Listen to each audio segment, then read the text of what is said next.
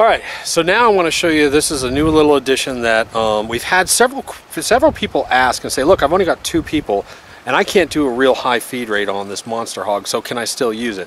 As long as you have 2 people, you can. I'm going to show you what we've done. And that we don't do this, just to make this clear, we don't do this here at our warehouse or facility, but I do want to show you something. What I've done is I've gotten 2 little pieces of L bracket here, okay? This is just aluminum L bracket, and I have an inch gap here, and I have it down from the top over here. And then what I did is I took a piece of just regular closet shelving, okay? And I cut it. You'll notice that I just have fingers down here. So now what I can do is I can dump a bucket of dirt in here and just leave it. The water is going to hit at the bottom down here and sit here and erode it and erode it and erode it. So if you have huge clay balls, you can do that like we do here. Then what I can do is, when I get ready to, after it's all clean, now I can just open this gate and just let the rocks go out. So if I want to leave it sit there, I can leave it sit there, and then I can let it just drop back down, and then I can refill it. So I can dump. The whole principle is that we're going to test on this. This is the first time. We can dump, let's say, half a bucket of dirt in here and leave it and let it wash and wash. Maybe mix it up a little bit with our hand, then open the gate, let it all fall through, and then put it back down, and then put another one in, and now I can walk away from this machine. So now I can dump it and I can walk away and go get more dirt. And that's how 2 people can effectively run this system if you're out in the field somewhere. So I did want to show you that. That's what we're getting ready to test next. Alright, so what I'm going to do, here's that little piece running. He's going to dump about, hold up, he's going to dump about half a bucket in here. Go ahead, just dump it, half a bucket. Just pour it in. Now you're going to notice that the rocks are all going to sit in here with big clay balls and they're dancing around in here getting washed. So I have massive clay balls in here. And these things probably won't ever break down. This is pure clay. So you can see that will probably never, ever break down in there. Maybe after 12 hours. So you can see how clean the rocks come out. The rocks are real clean. But then what all I have to do is this. Lift the gate up. Now the rest of the rocks will do their normal routine, which is to tumble through here and wash again. And you can see how clean they're coming out. I mean, they're coming out spotless. So if you want to do it, you know, just 2 people at a time, you can do it this way. Go ahead, just dump that whole thing in there. You're going to dump it in there, and it's going to sit there and it's going to erode. So now he can walk away from this. Now he can come in, move around a little bit. It's not too cold. Just let it sit there and erode and wash. Then when he's done, pull up the gate. Let all the rocks go through.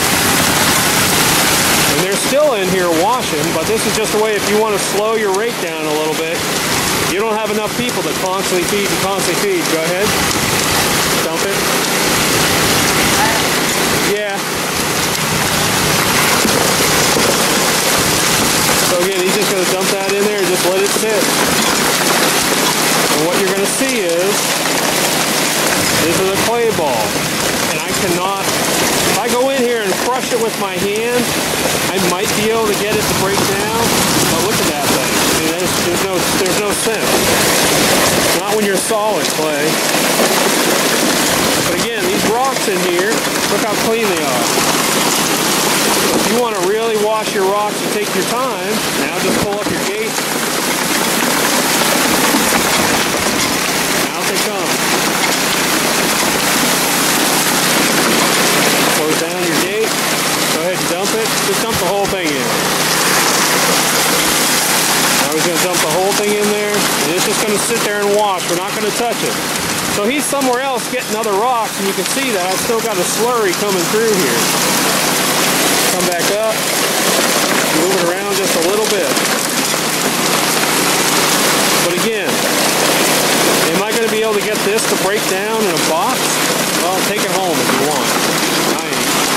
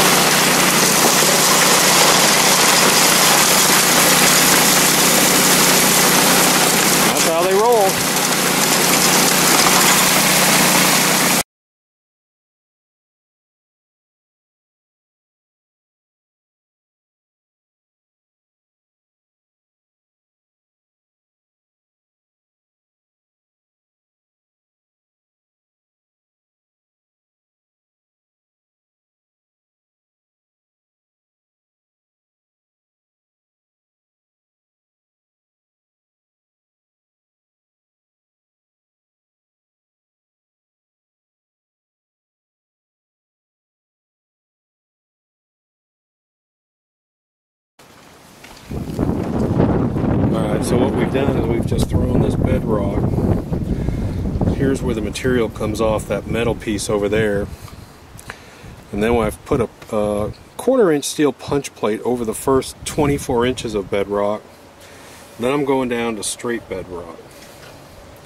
And you can see all we're doing is, and now I'm going to just, this is bare metal. We're just playing today. They have a little nugget trap here. It actually is riffles, regular dredge riffles with UR mat. There's another little punch plate here, and there's going to be bedrock down on this section. So there's actually UR right here under here that comes down, and then we're going to go to bedrock right here. And he actually sticks a little bit of UR and just folds it up before it goes down. Before it goes down the sluice.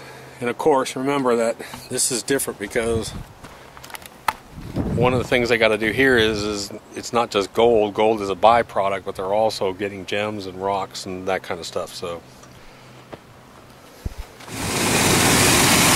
all right. So let me show you what we've got here. We got one main hose here, another main over here. It comes in here to make the mixing chamber. That water comes down here. Sorry. That water comes down in here, and it's going over that punch plate, and then it's going over the mats. So, like we said, the mats should not, in theory, hold gold, to be honest. That's a lot of water. That's 25,000 gallons an hour, probably, going through 20 inches.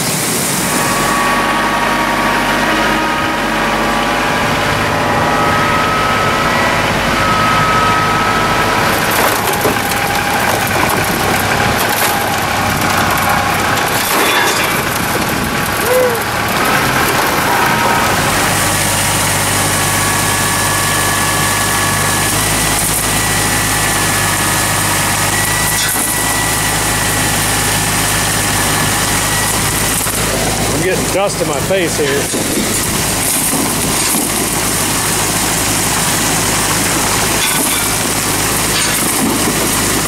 You can see how all these large rocks just go on through here. The only place they're getting caught are on these riffles. But they just go on through the rest of this stuff.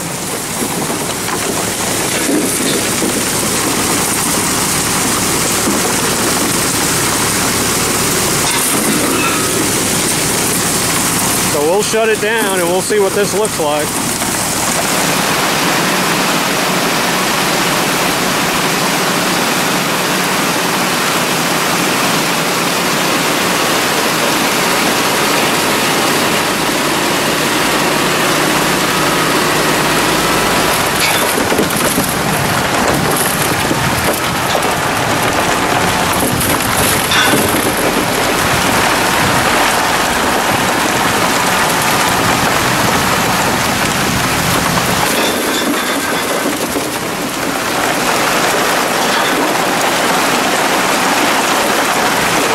Here we got the riffles and UR. There should be UR into this. There should be gold sitting right here, I'd imagine, and there's gonna be gold right in here. And they've got UR mat even down here, so this will be fun to go take a look at. Let's pull that punch plate. Look right here. What? It's sitting right on top. Where that last little.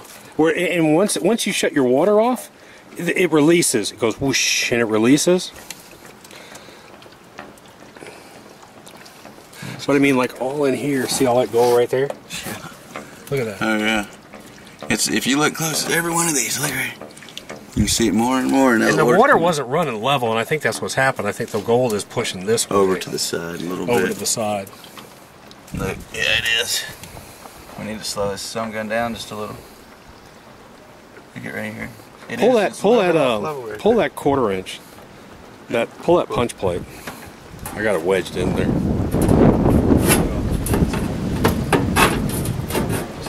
There we go.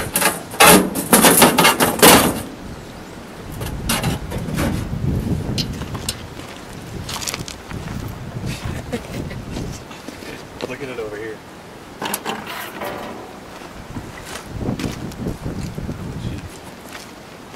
Over on the sides. So that water was hitting right here real heavy. Yeah, it's off to that side, isn't it? Well, it was hitting right here real heavy. You see you got buildup here. But here's what we're talking about. We're sitting here gasping because we pulled. All right, now this is the upper portion where we had that 1/4-inch punch plate. Now this is what I'm talking about for like 6-inch dredges, 5-inch and 4-inch dredges. You put this stuff under 1/4-inch punch plate, and oh my gosh, look at all this gold. At the top. With that much water flow, and you got this much gold right here. Look at all that gold all up in here. I'm gonna have to zoom in. This thing is just loaded up top. This is a foot below. Look at right here where it's entering that whole sluice. Not even a foot, and there's gold all in. I guarantee there's gold on this too. I don't know how to get a picture of this, to be honest, because I got the sun reflecting on it. All right, let's see if I can get in here real quick, real tight. Get my finger in there so it'll focus. But I don't know if you're gonna be able to see it or not. But there's gold all in these lines back in here. There's solid gold all in here. All these lines that were up under the punch plate. There's a huge amount of gold up over here. But you can see where the punch plate stops. Where the punch plate stops, the mat's almost bare. So it was too much flow, obviously. I mean, I knew 25,000 gallons an hour over this mat was going to be too much. I don't know. I don't know if it is too much flow. Well, if you got that, with the punch plate all the way with the punch plate all the way on it, even down there. Run this punch plate, have a punch plate all the way down with just that mat, man, smoking.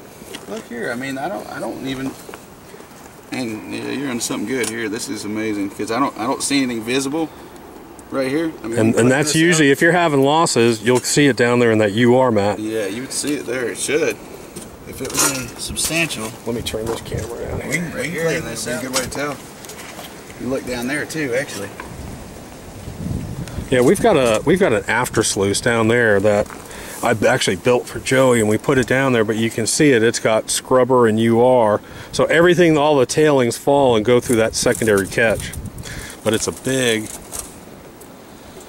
8-foot-long wooden. I mean, it's made out of wood. It's just a test sluice, and it works great just as a secondary.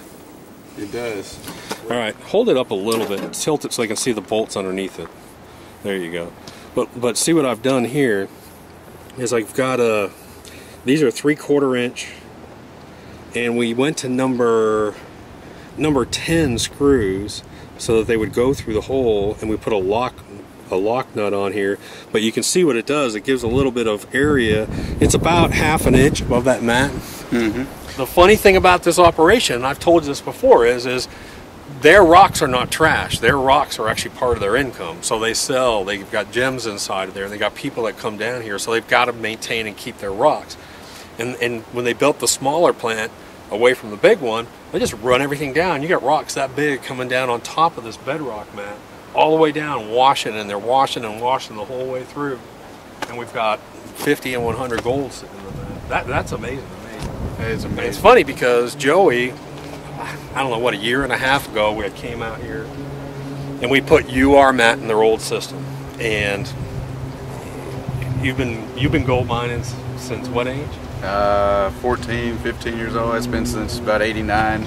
Since about 89, he's been gold mining. So I'm old. No. And he was resistant at first, or not fully trusting. They were running miner's moss, typical system, like the majority of people do. And then one day, all of a sudden, it sort of hit, and he ran this thing, and it was like, holy cow, dude! We caught all this gold right on the top. And now we put River Hog in. The River Hog did really good. It started out amazing, but then it actually got better because now we can run, looks like twice the material. It's not going to catch any of the rock. It's going to just let everything flow, and the gold will drop. And it looks like we can run a lot more material that way. What I like about it is, imagine if you didn't have to classify so much. If you just let 1 inch or 2 inch, even commercial ops, allow those 1 inch rocks to go through with that punch plate and that mat underneath, and then maybe have a nugget trap like you've got. Yeah. Just let them run through. Let it run through. That way, if anything's stuck to the rocks, it's turning and it's washing it, and the gold will drop below the punch plate. The rock goes, and there you have it. And that's one thing that we have here is we have so much clay, and we're up there doing the test on the Monster Hog, and we're doing a gold piece count, and we're doing a weight count test.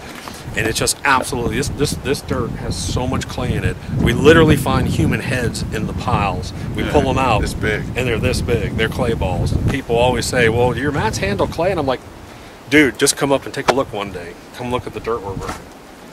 But that's an amazing test. I'm going to take some more pictures up close to this with the camera, because, matter of fact, I'm going to shoot one more time with this now it's dried out. Someone put their finger above that one so it darkens up. All right, I want you to see the gold in there. Now go to the next one. I want you to see the gold in there. Now come to the next one. Look at all that fine stuff in there. And it's all the way across, all in here. And there's a ton of it over there. Look over there. I mean, it's up in the corner over there. It's all down. a lot of gold. Doing really, really good. And right where the punch plate stopped. Look at where the punch plate stopped. Okay, look. See, we had quarter-inch punch plate, okay?